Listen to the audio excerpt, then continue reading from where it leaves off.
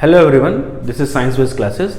हम लोग class 9th का ज्योग्राफी का सेकंड चैप्टर पढ़ रहे थे, फिजिकल फीचर ऑफ इंडिया, जिसमें कि हम लोग पहले ही 4 वीडियो अपलोड कर चुके हैं और पेनिनसुला प्लेटू तक का जो सेक्शन है वो डिटेल में हम लोग डिस्कस कर चुके हैं। ठीक है, जिसमें कि फिजिकल फीचर ऑफ इंडिया जब डिस्कस कर रहे थे तो हमने 6 पार्ट उसमें डिवाइड किया था, जिसमें पहले है कि हिमालयन, दूसरा है नॉर्दर्न प्लेन, तीसरा है पेनिनसुलर प्लेट्यू और चौथा था हमारा डेजर्ट वाला एरिया, पांचवा हमारा है कोस्टल प्लेन और छठवा है आइलैंड्स।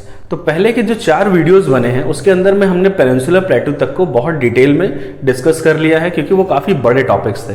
अभी जो 3 जो छोटे टॉपिक्स बचे हुए हैं, जैसे कि इंडियन डेजर्ट वाला एरिया हो गया, कोस्टल प्लेन्स का एरिया हो गया और कोस्टल आइलैंड वाला एरिया हो गया, है ना। ये काफ़ी छोटे टॉपिक दिए हुए हैं 9th क्लास में, तो इसको हम क्या करेंगे कि इसी वीडियो में ही इसको कंसोलिडेट करने की कोशिश करेंगे। ठीक है, तो चलिए स्टार्ट करते हैं हम पहले वाले पार्ट से। इसका मतलब जो 3 इंपॉर्टेंट पॉइंट्स हैं उनमें से पहले वाले पार्ट से, जिसका नाम है इंडियन डेजर्ट। ठीक है, इंडियन डेजर्ट वाले एरिया से हम लोग स्टार्ट कर लेते हैं।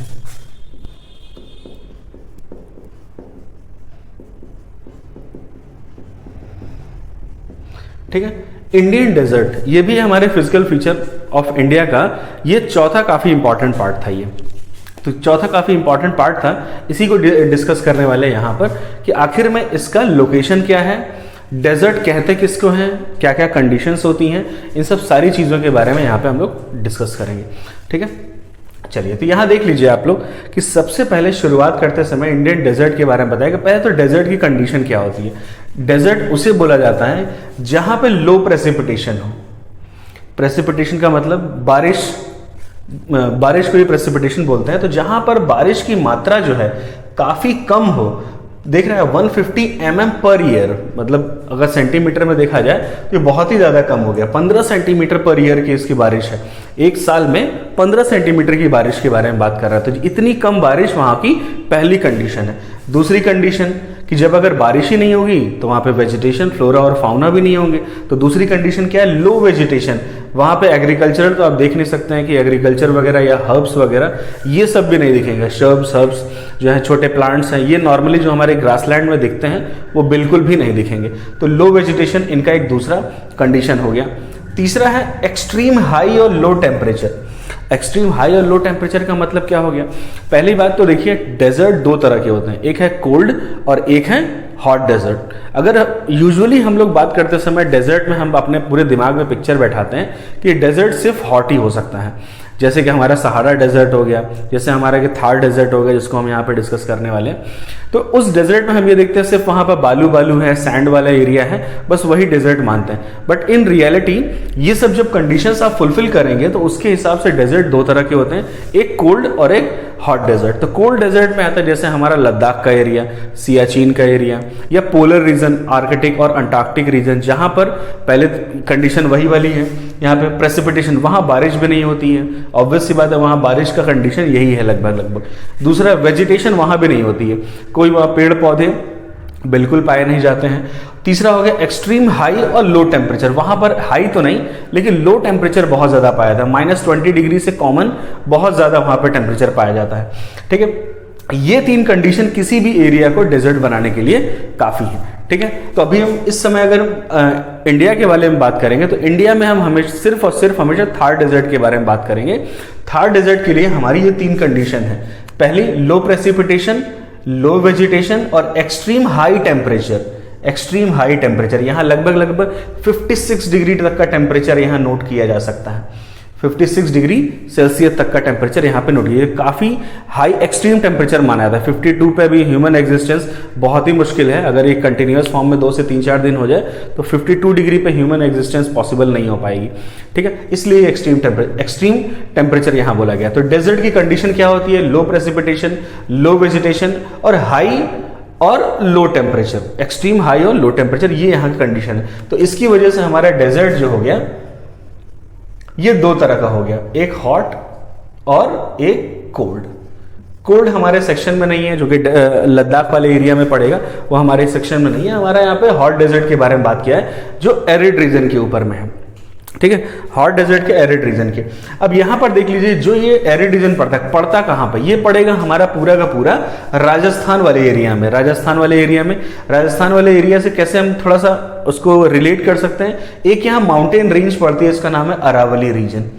अरावली रेंज जो कि है एक माउंटेन रेंज पड़ता है ये, ठीक है।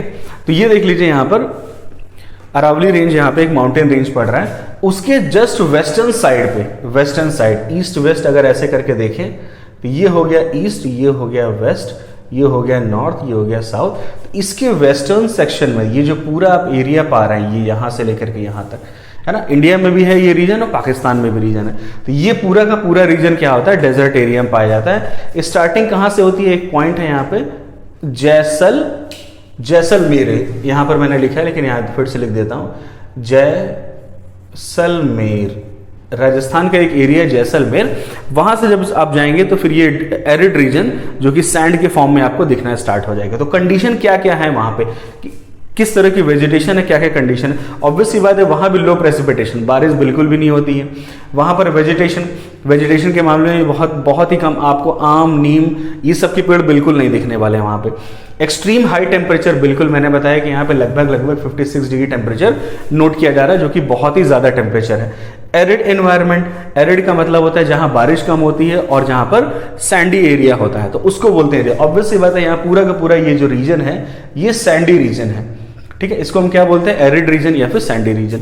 और वहां पे पेड़ पौधे कैसे पाए जाते हैं, हमेशा वहां स्पाइक्स वाले पेड़ पौधे पाए जाएंगे। स्पाइक्स का मतलब जिसमें कांटे हो, कांटे होने की वजह से क्या करते हैं ये, इनका प्रेसिपिटेशन या जो इसके अंदर से वाष्प निकलता है, इवेपोरेशन करते हैं, ट्रांसपिरेशन जिसको बोलते हैं, ट्रांसपिरेशन कम हो, इसलिए यहाँ पे हमेशा स्पाइक्स वाले पौधे पाए जाएंगे, है ना। स्पाइक्स वाले पौधे पेड़, जैसे एग्जाम्पल के फॉर्म में कैक्टस यहाँ पे आपको यूजुअली देखने को मिल जाएगा। दूसरा है अकेसिया को हिंदी में बबूल बोलते हैं। बबूल आपका बहुत ही यहाँ पे कॉमन पाए जाने वाली पेड़ पौधे यहाँ से पेड़ पौधे के फॉर्म में मिलता है। तीसरा हो गया डेट्स यानी कि खजूर, है ना। खजूर यहाँ पर ऑब्वियसली वन ऑफ द बहुत इंपॉर्टेंट चीजों में से एक है, क्योंकि ये भी क्या है, स्पाइंस वाले पौधों में से निकलता है ये, ठीक है। तो 3 सबसे ज्यादा इंपॉर्टेंट यहाँ पाए जाने वाले पौधे मिलते हैं यहाँ, ठीक है। आपने एरिया देख लिया, किसके वेस्ट में पाया जाता है, अरावली रेंज के फॉर्म में। अरावली रेंज हमने इसके ऊपर डिस्कस कर लेते हैं। यहाँ पानी की बहुत कमी है, यहाँ अगर कोई नदी निकलती भी है तो इतना सैंडी एरिया है कि कहीं ना कहीं जा करके भी उसी लैंड में ही मिल जाती है, ठीक है।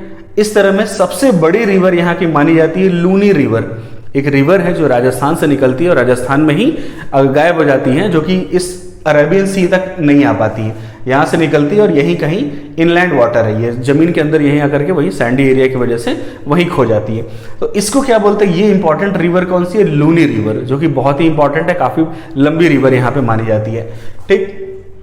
चलिए अब इस सैंड एरिया में कुछ स्ट्रक्चर्स मिलते हैं, है ना। सैंड एरिया में कुछ स्ट्रक्चर्स मिलते हैं, इसको बोलते हैं ड्यून्स। ड्यून्स का मतलब क्या होता है, कभी आप देखेंगे ऐसे करके एक आर्क करके बना रहेगा और ऐसे करके यहां पर ये सैंडी एरिया बनता है ना। हवा के बहाव की वजह से, ये हवा की वजह से ऐसे करके बना रहेगा, ऐसे करके ये क्रिसेंट फॉर्म में बना रहेगा, ठीक है। ये ऐसे सैंड जब उठता है पहाड़, हल्का टीला टाइप का जो सैंड बनता है उसकी वजह से ऐसा होता है। ये 2 तरह के होते हैं, बरचांस या बरचांस बोल लीजिए, वरना इसकी लोकल लैंग्वेज है बरखांस बोलते हैं, ठीक है। ये क्या होता है, बरखांस। बरखांस का मतलब ये जो ऐसे जो टीला बन रहा है ये क्रीसेंट के फॉर्म में हो। क्रीसेंट का मतलब ऐसे आधा चांद के फॉर्म में, ऐसे के फॉर्म में जब रहता है तो इसको बोलते हैं बरखांस।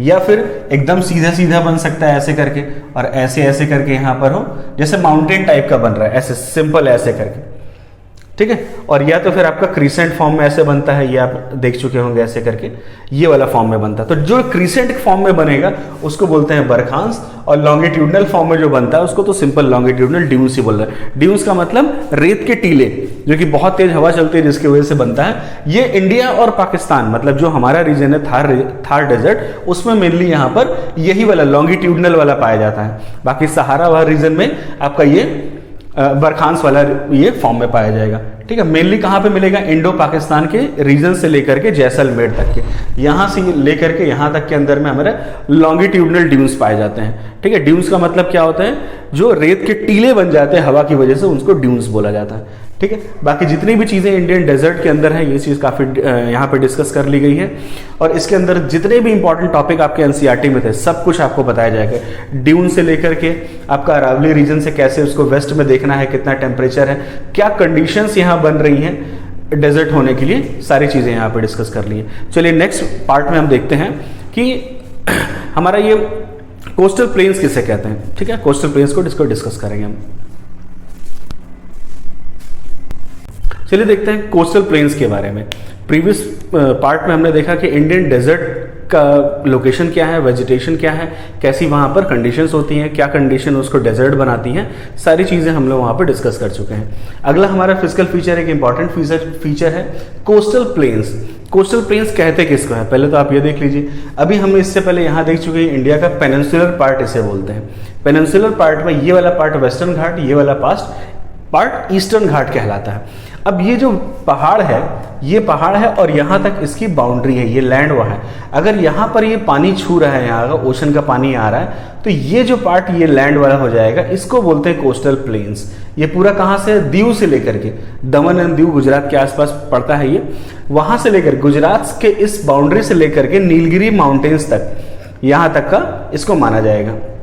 ठीक है, इस पूरे एरिया को यहाँ कोस्टल प्लेन्स है। क्यों कोस्टल प्लेन्स है, क्योंकि यहाँ से जो ओशन का वाटर लैंड के वाटर को टच करते हुए एक प्लेन हिस्सा बना रहा है, इसी को कोस्टल प्लेन्स बोल रहे हैं। ठीक है, ईस्टर्न साइड में यहाँ तक है, और वेस्टर्न साइड में उस साइड है। ईस्टर्न साइड में यहाँ देख लीजिए, महानदी किनारे से लेकर के ये पूरा यहाँ साउथ के पूरे चेन्नई तक में जो हिस्सा बढ़ रहा है इसका ये वाला प्लेन, इसी को बोला जाएगा कोस्टल प्लेन। ठीक है, चलिए कोस्टल प्लेन्स में एक आप यहाँ पे देख सकते हैं कि वेस्टर्न घाट का जो कोस्टल प्लेन है वो थोड़ा पतला है, ईस्टर्न घाट का जो कोस्टल प्लेन है वो थोड़ा चौड़ा है। वेस्टर्न घाट पूरी कंटिन्यूअस मानी जा रही है, देखी जा रही है, और ईस्टर्न घाट डिस्क्रीट फॉर्म में है, थोड़ा थोड़ा टुकड़ों में कटा फटा के हिस्से के पार्ट में दिख रहा है ये। ठीक है, अब इसका नाम देख लेते हैं क्या है। अगर ये गुजरात से इसका नाम देख लिया जाए, गुजरात से लेकर के गोवा तक का, महाराष्ट्र और गोवा वाला पूरा हिस्सा, इस वाले पूरे कोस्टल प्लेन को बोलते हैं कोंकण कोस्ट। ठीक है, कोंकण कोस्ट। अभी गोवा के बाद से एक अगला स्टेट स्टार्ट हो जाता है कर्नाटका। कर्नाटका से लेकर के जो केरला के बॉर्डर तक का है, इसको बोलते हैं कन्नड़ा या कन्नड़ कोस्ट। ठीक है, अब केरला का पूरा जो पार्ट होता है, केरला का पूरा पार्ट, इसको बोलते हैं मालाबार कोस्ट। ठीक, ये वाले तीनों पार्ट आपको समझ में आ गया, कोंकण, कन्नड़ और मालाबार। इस साइड ईस्टर्न में आ जाइए। ईस्टर्न में जो पूरा उड़ीसा से लेकर के आपका आंध्र प्रदेश तक का जो रीजन मिलता है, जो कोस्टल प्लेन मिलता है, उसको बोलते हैं हम नॉर्थ सरकार या फिर उत्कल भी बोलते हैं, उत्कल, है ना। जनगण मन अधिनायक जय है, भारत भाग्य विधाता जो अपने नेशनल एंथम है, उसमें पंजाब, सिंध, गुजरात, मराठा, द्राविड़, उत्कल, बंगा, है ना। उत्कल नाम का जो वर्ड सुना होगा आपने, वहां पर है, इसी पार्ट को बोलते हैं उत्कल। ठीक है, अब यहां से जो आंध्र प्रदेश है, आंध्र प्रदेश से लेकर के पूरा का पूरा जो चेन्नई वाला हिस्सा है, इसको बोलते हैं कोरोमंडल। ठीक है, यहाँ का पूरा का हिस्सा को बोलते हैं कोरोमंडल। ये रीजन वाइज इसका नाम दे दिया गया है। जो स्टेट इससे ज्यादा अफेक्टेड थे, उन्होंने अपने लोकल लैंग्वेज में या उसको फेमस करने के लिए उसको अपना नाम दे दिया गया है। ठीक है, चलिए इस साइड में हमने पहले भी देख रखा है कि ये पार्ट ऊपर, ये पार्ट नीचे, इसकी वजह से नदियां इधर से फ्लो करते हुए इस साइड में आती है, ईस्टर्न साइड में आती है, वेस्टर्न से, ईस्टर्न से। तो यहाँ पर 4 इंपॉर्टेंट नदी है, महानदी, गोदावरी, कृष्णा और कावेरी। ठीक है, 4 नदियां हैं। चारों नदियां ईस्टर्न कोस्ट पे अपना पूरा का पूरा डेल्टा बनाती हैं, और ये ईस्टवर्ड ही बे ऑफ बंगाल में जाके गिरती हैं। ठीक, एक और इंपॉर्टेंट चीज है यहाँ पे, चिल्का लेक आप देख रहे होंगे। चिल्का लेक उड़ीसा में है, एक लगून है ये, लगून है ये। ठीक है, लगून क्या होता है, खारी पानी की झील होती है, जो समुद्र का पानी अगर प्लेन वाले एरिया में आकर के अगर कोई पॉन्ड या लेक बना देता है, उसको लगून बोलते हैं। तो खारे पानी की इंडिया की सबसे बड़ी जो लेक है, उसको बोलते हैं चिल्का लेक। ठीक, यहाँ पे चिल्का लेक के बारे में डिस्कस कर लिया। चारों जो इंपॉर्टेंट नदी है जो कि काफी इंपॉर्टेंट डेल्टा बनाती हैं, उसके बारे में देख लिया। पहला है महानदी, दूसरी है गोदावरी, तीसरी है कृष्णा और ये है कावेरी। ठीक है, 4 ये इंपॉर्टेंट नदियां हैं। ये हमारा कोस्टल प्लेन्स को यहीं तक हमारा 9th क्लास के अंदर में डिस्कशन किया गया है। अगला टॉपिक हम देखेंगे आइलैंड्स के बारे में। इंडिया के पास आइलैंड्स कितने हैं, क्या क्या उसकी प्रॉपर्टीज हैं।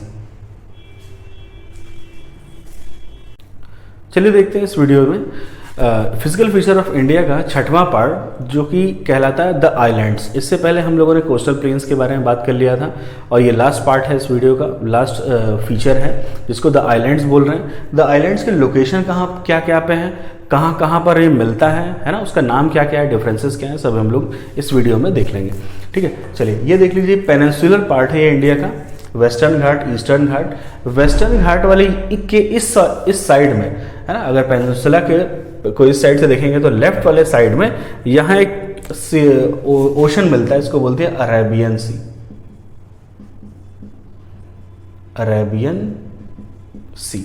अब इस अरेबियन सी में एक ग्रुप ऑफ आइलैंड्स मिलते हैं जिसको नाम दिया गया है लक्षद्वीप। ठीक है, लक्षद्वीप नाम दिया गया है। इसमें लगभग 38 अभी आइलैंड्स पाए गए हैं और अभी ये हमेशा बनने के फॉर्म में है। बनने का मतलब दिन ब दिन वो बनते हुए, कुछ अभी समुद्र के अंदर हैं, वो बन करके निकल के ऊपर आ रहे हैं। ठीक है, ऐसा क्यों है, क्योंकि ये कोरल रीफ से बन रहे हैं।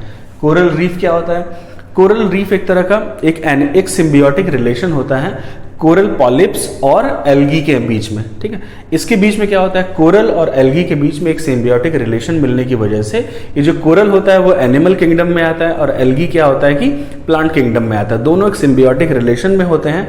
इस रिलेशन से दोनों ही ग्रोथ करते हैं और ये जो कोरल पॉलिप्स होते हैं ये उसके फॉर्म में लास्ट में कैल्शियम कार्बोनेट का एक वेस्ट फॉर्म में निकालते रहते हैं। ये वेस्ट क्या करता है, एक के ऊपर चढ़ करके एक पूरा वॉल के टाइप में बनता चला जाता है। इसी वॉल को हम क्या बोलते हैं, रीफ्स बोलते हैं।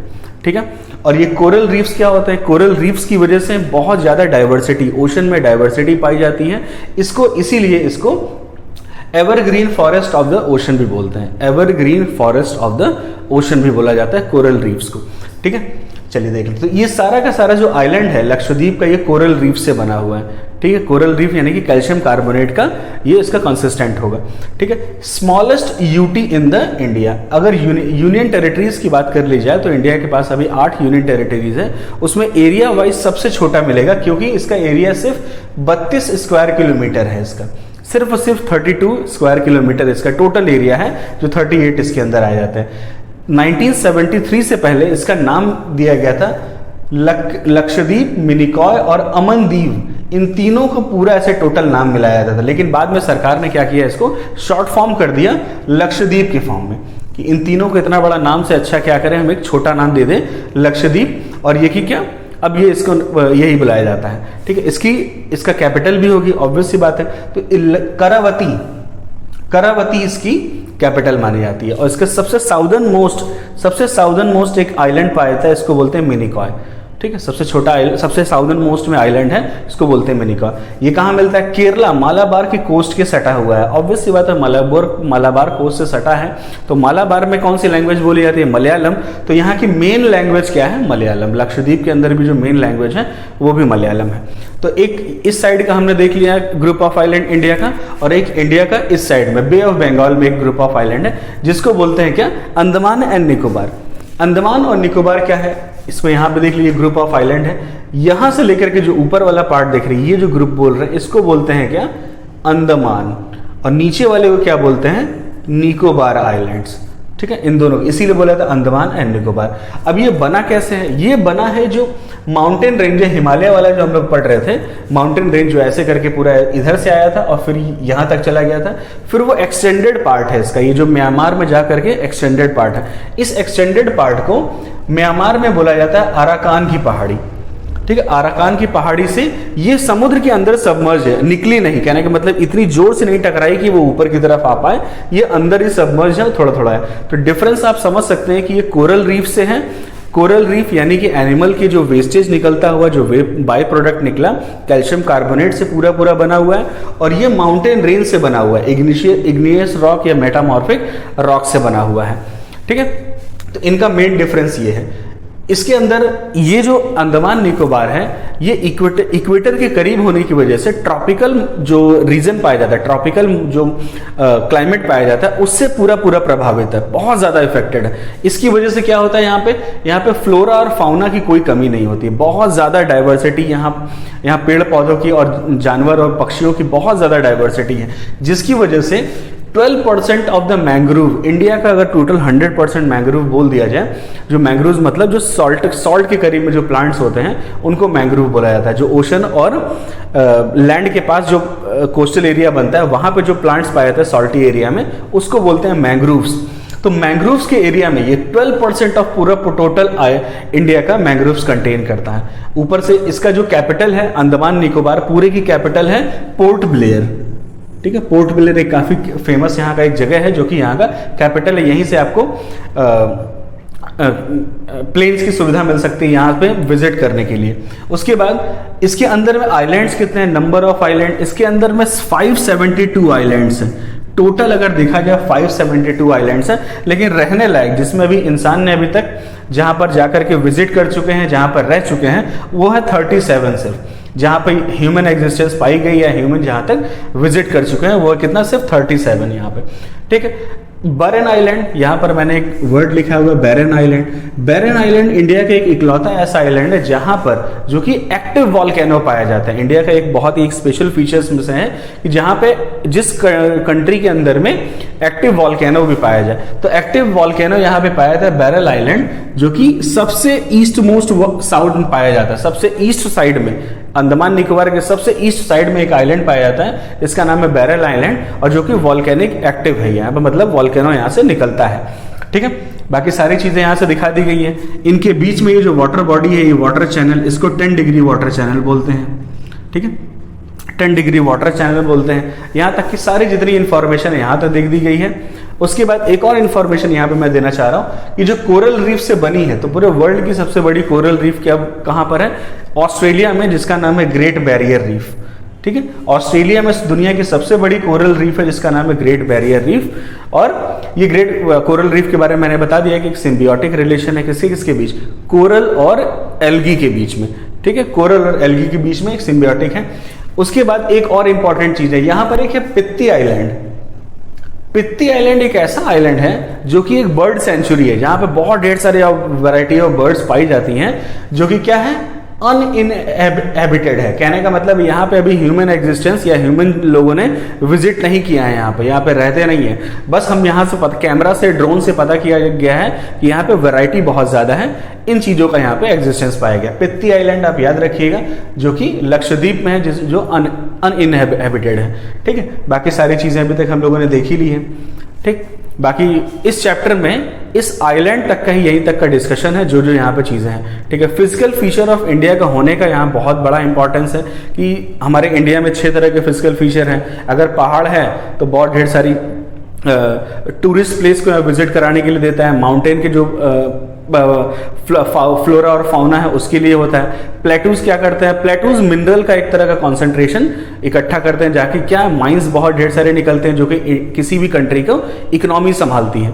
ठीक है, ये कोरल रीफ कोस्टल एरिया क्या करता है, ये भी टूरिज्म के लिए होता है, जाके प्लेन, और जहाँ पे फिशरीज के लिए बहुत ज्यादा फेमस होता है, फिश पकड़ने के लिए, है ना। फिशरीज एक बहुत बड़ी इंडस्ट्री है इंडिया की, उसके लिए भी बहुत फेमस है। उसके बाद आप कोस्टल प्लेन्स कह रहे हैं, जो नॉर्दर्न प्लेन्स है, नॉर्दर्न प्लेन्स को क्या बोला जाता है, इंडिया की ग्रैनरी बोला जाता है, क्योंकि 40% ऑफ जो पॉपुलेशन वहां रह रही है और वहां बहुत ज्यादा फर्टाइल लैंड होने की वजह से इंडिया का ग्रैनरी भी बोला जाता है। तो इस सब चीजों का इंपॉर्टेंस है, सारे फिजिकल फीचर का अलग अलग इंपॉर्टेंस है, जो कि इस पूरे वीडियो लेक्चर में हम लोगों ने इसको कवर किया हुआ है। आप पूरा अगर आपने अभी पहला वीडियो नहीं देखा है तो आप जाके देख सकते हैं, थंबनेल देख करके, जो कि फिजिकल फीचर इंडिया का स्टार्टिंग वहां से दिया गया है। तो कभी भी इस पूरे वीडियो को देखिए तो हमेशा कॉपी पेन के साथ देखिए, आपके लिए बहुत बेनिफिट रहेगा।